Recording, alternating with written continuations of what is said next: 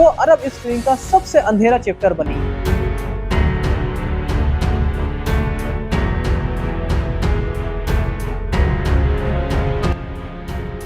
दोस्तों 2011 की शुरुआत में अरब स्प्रिंग ट्यूनीशिया और मिस्र तक पहुंच चुका था। पूरे अरब दुनिया में लोग सरकार के खिलाफ सड़कों पर निकल आए थे। जब मिस्र में हुस्नी मुबारक गिरा और लीबिया में गद्दाफी का खात्मा हुआ, तब सीरिया की आवाम के दिल में भी एक नई उम्मीद जागी। अगर वो अपने डिक्टेटर्स को हिला सकते हैं तो हम क्यों नहीं। सीरिया के शहर दारिया में कुछ स्कूल के बच्चों ने दीवार पर लिख दिया, अशाब अल शहब युरीद इशक अल निज़ाम। अवाम चाहती है हुकूमत का खात्मा, जो अरब स्प्रिंग का फेमस नारा था। बस फिर क्या था, असद के सिक्योरिटी फोर्स ने उन बच्चों को गिरफ्तार करके तशद्दुद किया। जब उनके घर वाले और अवाम उन्हें छुड़ाने गए तो पुलिस ने उन पर गोलियां चलाई। ये छोटी सी बात सीरिया की सबसे बड़ी बगावत की चिंगारी बन गई। दारिया से शुरू हुआ प्रोटेस्ट जल्द ही दमिश्क, होम, हमा और अलेप्पो तक फैल गया। हर जगह लोग एक ही नारा लगाते थे, हुर्रिया हुर्रिया, आज़ादी आज़ादी। लोग सिर्फ इतना चाहते थे कि उनकी आवाज़ सुनी जाए, करप्शन खत्म हो और लोग आज़ाद की जिंदगी जी सकें।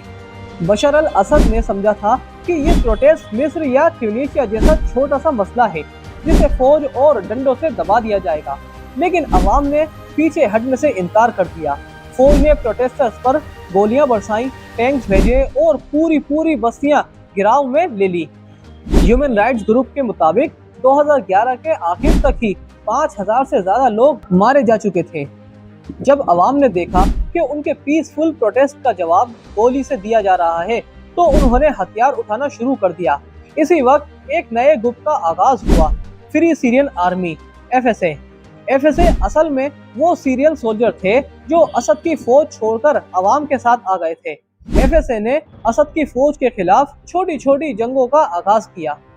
इस वक्त दुनिया के मुल्क सीरिया को देख रहे थे, लेकिन ज्यादातर मुल्कों ने सिर्फ बयानात दिए, कोई बड़ा एक्शन नहीं लिया।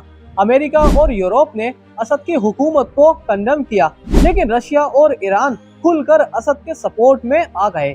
सीरिया के कॉन्फ्लिक्ट अब सिर्फ एक मुल्क की बगावत नहीं रहा था, बल्कि एक इंटरनेशनल क्लैश बोर्ड बनने लगा था। 2012 तक सीरिया एक सिविल वॉर के दौर में दाखिल हो गया था। दमिश्क और अलेप्पो जैसे बड़े शहर अब बैटलफील्ड बन चुके थे। असद की फौज एक तरफ थी, फ्री सीरियन आर्मी दूसरी तरफ, और बीच में मासूम अवाम जो हर रोज बम, गोलियों और तशद्दुद का शिकार बन रही थी। इस साल तक लाखों लोग अपने घर छोड़कर रिफ्यूजी बनने लगे। कुछ तुर्की गए, कुछ लेबनान, कुछ जॉर्डन। दोस्तों 2011 से 12 तक सीरिया की बगावत एक छोटे प्रोटेस्ट से निकलकर पूरे मुल्क की जंग बन गई थी। असद कुर्सी बचाने के लिए हर हद पार कर रहा था और अवाम पहले से ज्यादा गुस्से में थी। लेकिन असली खौफ अभी आना था, क्योंकि इस जंग में जल्दी ही दुनिया का सबसे खतरनाक ग्रुप दाखिल होने वाला था, जो कि आइसिस था। दोस्तों 2012 के आखिर तक सीरिया पूरे मुल्क में जंग का मैदान बन चुका था। दमिश्क और अलेप्पो के शहर अब गोलियों और बम का निशान बन रहे थे। असद की फौज ने अपने कंट्रोल वाले इलाकों पर मजबूती बनाए रखने के लिए हर हद पार कर रखी थी। लेकिन 2013 ने वो मंजर दिखाए जिसने पूरी दुनिया को हिला कर रख दिया। 21 अगस्त 2013 को दमिश्क के पास होटा नाम का इलाका, रात के अंधेरे में असद की फौज ने मिसाइल दागी, लेकिन इस बार बम में था केमिकल गैस। अगले कुछ घंटों में सड़कों पर लाशों के ढेर लग गए। रिपोर्ट्स के मुताबिक 1000 से ज्यादा लोग, जिनमें बच्चे भी शामिल थे, मर गए। वीडियो क्लिप दुनिया भर में वायरल हो गई। मासूम बच्चे जमीन पर तड़पते दिखाई दिए। अमेरिका और यूरोप ने असद पर इल्जाम लगाया कि उसने अपनी ही अवाम पर केमिकल वेपन इस्तेमाल किए हैं। बराक ओबामा ने कहा, असद ने रेड लाइन क्रॉस कर दी है। दुनिया को लगा अब अमेरिका डायरेक्ट मिलिट्री एक्शन करेगा, लेकिन रशिया ने बीच में आकर असद को बचाया। उसने UN में वीटो लगाया और डील कराई कि सीरिया अपने केमिकल वेपन्स का स्टॉक डिस्ट्रॉय करेगा। असद की कुर्सी बच गई, लेकिन दुनिया में उसकी इमेज एक बिट्रेयर की तरह बन गई। इस वक्त फ्री सीरियन आर्मी FSA, जो अपोजिशन की सबसे बड़ी फोर्स थी, अपने आप को वीक महसूस कर रही थी। फंडिंग और वेपन्स की कमी थी, जबकि असद को रशिया और ईरान का खुला सपोर्ट था। FSA के अंदर भी डिवीजन शुरू हो गई। हर ग्रुप अपने लीडर बनाने लगा। और फिर दोस्तों इसी खला यानी गैप का फायदा उठाकर एक नई कुव्वत सामने आई, ISIS, Islamic State of Iraq and Syria. ये असल में इराक का अल कायदा से जुड़ा एक फैक्शन था जो इराक की जंग के बाद सीरिया आया। 2013 से 14 तक उन्होंने सीरिया के नॉर्थ और ईस्ट में बड़े शहरों पर कब्जा करना शुरू कर दिया। रक्का को उन्होंने अपना कैपिटल बना दिया और अपनी खिलाफत का ऐलान कर दिया। हर दिन दुनिया भर से हजारों जिहादी सीरिया में घुसने लगे, कोई यूरोप से आए, कोई चेचनिया से, तो कोई अफगानिस्तान से। आईसिस ने अपनी खौफनाक तस्वीर बनाई। बेहाइडिंग, स्लेवरी और बम ब्लास्ट ने सीरिया को और तबाह कर दिया। 2014 के आखिरी तक सीरिया एक नई 3 जंगों का मैदान बन गया। पहली असद की फौज वर्सेस अपोजिशन यानी एफएसए, दूसरी आईसिस वर्सेस अपोजिशन और तीसरी कभी कभी आईसिस वर्सेस असद की फौज। यही सीरिया अब एक पजल बन गया था जहां हर तरफ खून ही खून था। जब आईसिस ने अपना खौफ फैलाया और हत्ता के इराक के बड़े शहर मोसूल पर कब्जा कर लिया तो अमेरिका ने चुप रहना छोड़ दिया। 2014 के आखिर में अमेरिका ने इंटरनेशनल कॉलिशन बनाई जिसमें यूरोप के मुल्क और अरब मुल्क भी शामिल हुए। इन्होंने आईसिस पर एयर स्ट्राइक शुरू कर दी। सीरिया अब सिर्फ एक मुल्क सिविल वॉर नहीं रहा था, ये अब एक ग्लोबल वॉर जोन बन चुका था। दोस्तों 2013-14 ने सीरिया की जंग को एक नई मंजिल दी। असद केमिकल वेपन्स के बावजूद कुर्सी पर बना रहा, एफएसए कमजोर होता गया और आईसिस ने पूरे रीजन को खौफ में डाल दिया।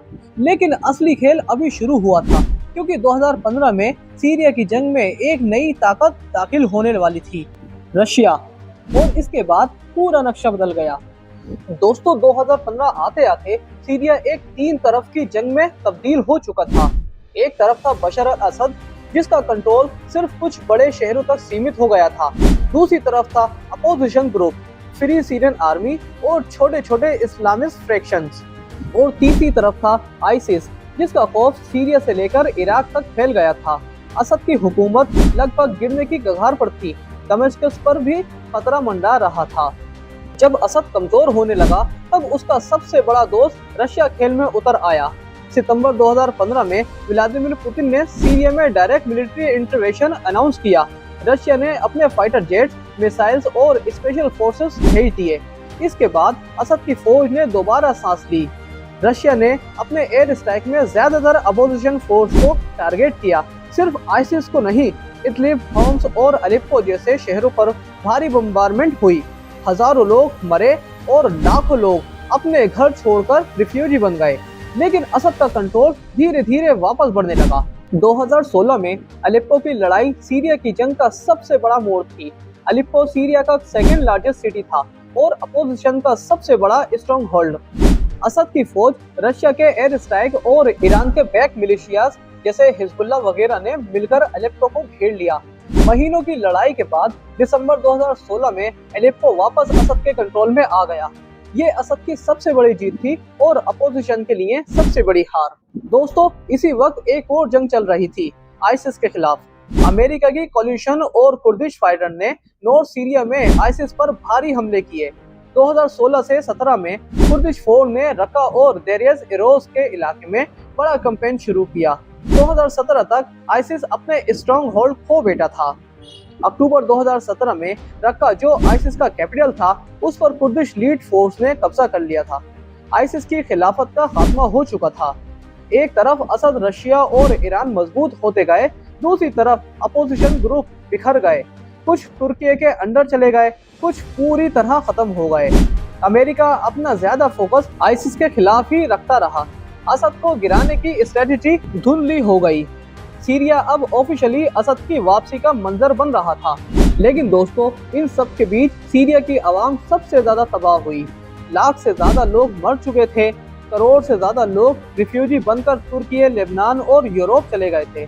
शहर के शहर खाक हो गए, स्कूल और हॉस्पिटल बम्बेड कर दिए गए। दोस्तों 2015 से 17 में सीरिया की जंग का नक्शा बदल दिया। रशिया के दाखिले ने असद को मजबूत बनाया। अलेप्पो दोबारा हुकूमत के हाथ में आया और आईसिस अपने आखिरी दिन गिनने लगा। लेकिन जंग यहीं खत्म नहीं होती। अब अगला दौर शुरू होता है जहां सीरिया एक टुकड़े टुकड़े मुल्क बन गया। इदलिब आखिरी अपोजिशन का गढ़ बचा और कुर्दिश फोर्स ने अपनी एक नई दुनिया बनाई। दोस्तों 2017 के आखिर तक अलेप्पो असद के हाथ में आ चुका था और आईसिस के खिलाफ टूट गया था, लेकिन सीरिया में जंग अभी भी खत्म नहीं हुई थी। मुल्क अब 3 हिस्सों में बढ़ चुका था। असद की हुकूमत दमिश्क, अलेप्पो और वेस्ट सीरिया पर मजबूत हो चुकी थी। कुर्दिश फोर्स जो नॉर्थ और ईस्ट में अमेरिका के सपोर्ट से अपना ऑटोमाउन एडमिनिस्ट्रेशन चला रहे थे।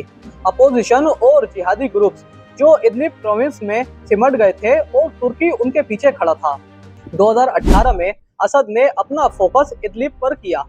इदलिब अपोजिशन के आखिरी मजबूत इलाके थे, जहां एफएसए, अल नुसरा, अल कायदा के साथ मिलने वाले ग्रुप और दूसरे इस्लामिक फैक्शन मौजूद थे। असद और रशिया ने इदलिब पर भारी एयर स्ट्राइक शुरू किए, लेकिन इदलिब डायरेक्ट असद के हाथ में आने से बच गया, क्योंकि तुर्की ने बीच में इंटरवेन किया। तुर्की अपने बॉर्डर पर कुर्दिश फोर्स को सबसे बड़ा खतरा समझता था, इसलिए उसने ऑपरेशन ऑलिव ब्रांच 2018 और ऑपरेशन पीस स्प्रिंग 2019 लॉन्च किया, जिसमें तुर्की ने सीरियन कुर्दिश फोर्स पर हमला किया और उनके कुछ इलाके अपने कंट्रोल में ले लिए। तुर्की ने इदलिब के अंदर अपने चेक पॉइंट बनाए और अपोजिशन ग्रुप्स को प्रोटेक्शन दी। यानी सीरिया की जंग अब असद वर्सेस अपोजिशन के साथ साथ तुर्की वर्सेस तुर्क भी बन गए थे। रशिया और असद की फौज ने इदलिब में भारी बम्बार्डमेंट की। हॉस्पिटल, स्कूल और रिफ्यूजीज कैंप तक को निशाना बनाया गया। यूएन के मुताबिक सिर्फ 2019 से 20 में ही 10 लाख से ज्यादा लोग इदलिब से भाग गए थे। ये दुनिया का सबसे बड़ा ह्यूमैनिटेरियन क्राइसिस बन गया था। 2019 में अमेरिका और कुर्दिश फोर्स ने आईसिस के आखिरी स्ट्रॉन्ग होल्ड बैंगहौस पर हमला किया। मार्च 2019 में आईसिस का टेरिटोरियल कैलिफेट ऑफिशियली खत्म हो गया। लेकिन दोस्तों, आईसिस की पूरी तरह खत्म नहीं हुआ। आज भी उसके स्लीपर सेल्स सीरिया और इराक में अटैक करते रहते हैं। अमेरिका ने अपनी मिलिट्री प्रेजेंस सीरिया में कम करनी शुरू की, लेकिन ऑयल रिच एरियाज में कुर्दिश फोर्स को सपोर्ट देता रहा। रशिया और ईरान ने असद को पूरा सपोर्ट दिया और उसकी कुर्सी मजबूत बनाई। तुर्की ने नॉर्थ सीरिया में अपना बफर जोन बनाया, अपनी फौज और मिलिशियाज तैनात की। यानी सीरिया का नक्शा अब टुकड़े टुकड़े में बढ़ गए थे। असद, तुर्की, बैक रिबेल और छोटे जिहादी ग्रुप्स ये सब अपनी अपनी पावर आजमा रहे थे। दोस्तों, इस दौरान आवाम सबसे ज्यादा तबाह हुई। इदलिब और नॉर्थ सीरिया में रिफ्यूजी कैंप बढ़ गए। मिलियंस ऑफ सीरियंस लोगों के पास घर नहीं बचा, खाना नहीं, स्कूल नहीं। सीरिया की इकोनॉमी कोलैप्स कर गई। सरकारी नोट की वैल्यू 0 के बराबर हो गई। लोग अपने मुल्क से भागकर तुर्की, लेबनान, जॉर्डन और यूरोप के दरवाजों पर दस्तक देने लगे। दोस्तों, 2018 से 2021 का दौर सीरिया के लिए एक और तारीख साबित हुआ। असद ने अपना कंट्रोल मजबूत किया। तुर्की ने नॉर्थ में अपना दाखिला कर लिया। कुर्द ने अपने एक नया सिस्टम बनाया और अवाम रिफ्यूजीज कैंप में जिंदगी गुजारने पर मजबूर हो गई। लेकिन ये जंग यही नहीं रुकी। अब अगला दौर आता है 2022 से 2025, जहां सीरिया एक फ्रैक्चर्ड स्टेट बन गया और दुनिया के सामने खड़ा हो गया। दोस्तों, 2021 के बाद सीरिया में जंग धीरे धीरे ठंडी पड़ गई थी। असद ने मुल्क के ज्यादातर शहर पर अपने कंट्रोल में ले लिया था, लेकिन सीरिया अब भी एक टुकड़े टुकड़े मुल्क बना हुआ था। 2022 से 2025 तक सीरिया का नक्शा आपको 3 हिस्सों में नजर आता है। पहला, असद की हुकूमत, दमिश्क, अलेप्पो, होम्स और वेस्ट सीरिया पर उसका मजबूत कंट्रोल है। दूसरा, कुर्दिश फोर्स, नॉर्थ और ईस्ट सीरिया में autonomous administration of north and east Syria चल रहा है, जिसे अमेरिका का लिमिटेड सपोर्ट है। तीसरा, इदलिब और नॉर्थ वेस्ट अब भी तुर्की के इन्फ्लुएंस में है, जहां अपोजिशन ग्रुप्स और कुछ एक्सट्रीमिस्ट फैक्शंस अब तक मौजूद हैं। सीरिया की इकोनॉमी तबाह हो चुकी है। 2022 के बाद इन्फ्लेशन इतना बढ़ गया है कि आवाम के लिए रोजी रोटी खरीदना भी मुश्किल हो गया है। सीरियन पाउंड की वैल्यू ऑलमोस्ट कागज के टुकड़े के बराबर हो चुकी है। बिजली, पानी, दवाई सबकी शिद्दत कमी है। असद की हुकूमत रशिया और ईरान के सहारे चल रही है, लेकिन मुल्क खुद कर्ज और गरीबी में डूबा हुआ है। दोस्तों, आज भी 1.3 करोड़ से ज्यादा सीरियन अपने घरों से बाहर रहते हैं, यानी बेघर हैं। 60 लाख से ज्यादा लोग रिफ्यूजी बनकर तुर्की, लेबनान, जॉर्डन और यूरोप में जिंदगी गुजार रहे हैं। यूएन के रिपोर्ट्स के मुताबिक सीरिया दुनिया का सबसे बड़ा रिफ्यूजी क्राइसिस है। बच्चे स्कूल नहीं जा पा रहे हैं, डॉक्टर और हॉस्पिटल्स काफी नहीं बचे। असद अभी भी कुर्सी पर है, लेकिन उसका मुल्क अब खोखला हो चुका है। रशिया की मदद के बिना असद अपना कंट्रोल नहीं बना पाते। 2022 के बाद यूक्रेन वॉर शुरू होने के बाद रशिया का ध्यान बढ़ गया, लेकिन फिर भी वो असद को पॉलिटिकल और मिलिट्री सपोर्ट देता रहा। ईरान भी सीरिया में अपना इन्फ्लुएंस बढ़ाता जा रहा है। ईरान बैक मिलिशियाज अभी भी ग्राउंड पर मौजूद हैं। नॉर्थ सीरिया में अभी भी तुर्की और कुर्दिश फोर्स के दरमियान टेंशन चलती रहती है। तुर्की के अटैक से कुर्दिश एरियाज में लोग मर रहे हैं और अमेरिका उन्हें बचाने की कोशिश करता रहता है। ये कॉन्फ्लिक्ट अभी भी सुलझा नहीं है। दोस्तों, आईसिस की खिलाफत खत्म हो चुकी है, लेकिन वो पूरी तरह खत्म नहीं हुई। 2022 से 25 तक भी सीरिया में आईसिस के स्लीपर सेल्स छोटे मोटे अटैक्स करते रहते हैं। इस वजह से अवाम अभी भी पूरी तरह अमन में नहीं आई। अरब मुल्क जो पहले असद के खिलाफ थे, अब धीरे धीरे उसके साथ वापस रिलेशन बना रहे थे। 2023 में असद को अरब लीग में दोबारा शामिल किया गया, जो उसके लिए बड़ी डिप्लोमेटिक जीत थी। लेकिन अमेरिका और यूरोप अब भी असद पर सैंक्शन लगाए हुए थे। दोस्तों, आज 2025 में सीरिया एक ऐसा मुल्क है जहां जंग तो धीमी हो गई है, लेकिन तबाही का निशान हर जगह है। शहर अब भी खाक में बदले हुए हैं। आवाम गरीबी और बेरोजगारी से जूझ रही है। रिफ्यूजीज अभी तक घर वापस नहीं जा पाए। असद कुर्सी पर तो है, लेकिन उसकी हुकूमत सिर्फ रशिया, ईरान और कुछ अरब मुल्कों के सहारे चल रही है। दोस्तों, 2011 में सीरिया की बगावत एक आवाज थी आजादी के लिए, लेकिन 14 साल बाद 2025 में वो आवाज खून, तबाही और टुकड़े टुकड़े मुल्क में दब गई। अरब स्प्रिंग जहां ट्यूनीशिया और मिस्र में नए दौर की शुरुआत बना, वहीं सीरिया के लिए ये एक एंडलेस नाइटमेयर बन गया। सवाल यही है, क्या सीरिया कभी अपनी पुरानी शान वापस पा पाएगा, या फिर ये मुल्क हमेशा के लिए जंग और सियासत के जाल में फंसा रहेगा? इन सब में आपकी क्या राय है दोस्तों? नीचे कमेंट बॉक्स में जरूर बताएं। और अगर आपने अरब स्प्रिंग की हमारी पुरानी वीडियोस नहीं देखी हैं, तो डिस्क्रिप्शन में मैंने लिंक दे रखा है, आप देख सकते हैं। दोस्तों, अरब स्प्रिंग की ये पूरी कहानी जो हमने पहली स्टोरी यानी ट्यूनीशिया से शुरू की थी, आज सीरिया के रिवॉल्ट पर खत्म होती है। दोस्तों, अगर इनके अलावा भी आप कुछ और देखना चाहते हैं जो आपको लगता है कि हमें उस पर वीडियो बनानी चाहिए, तो नीचे कमेंट बॉक्स में जरूर बताइए। तब तक के लिए मुझे दीजिए इजाजत। मैं आपका दोस्त नवाज खान।